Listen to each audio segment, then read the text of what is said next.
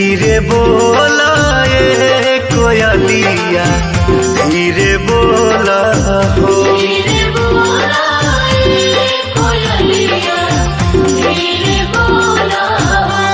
कि मैया मोरी जाग जाई है हो, कि मैया मोरी जाग जाई है हो कोयलिया, धीरे बोला हो।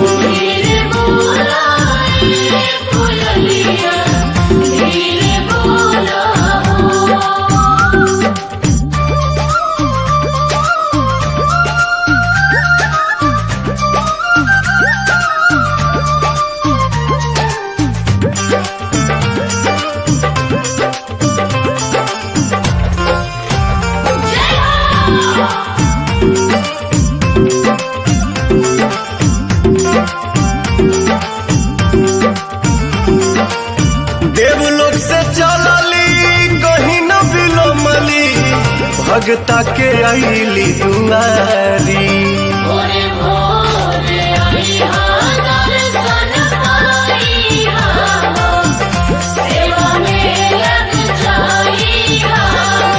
थकल होई है मोरी मैया,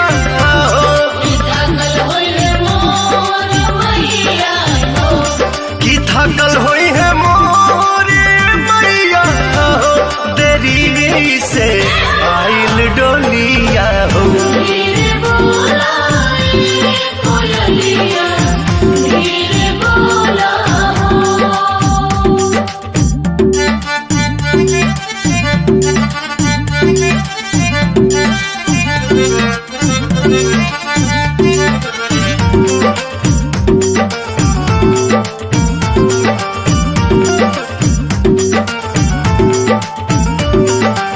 सूरज के लाली आवे से पहले धीरे धीरे माई चरण चूमी।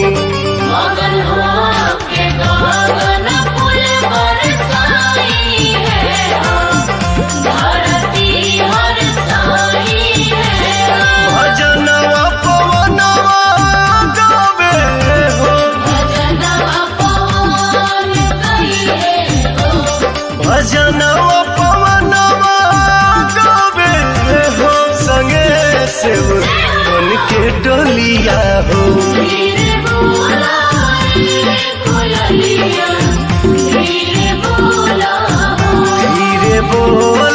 ये कोयलिया, धीरे बोला हो। एंगल म्यूजिक कुमार रमेश की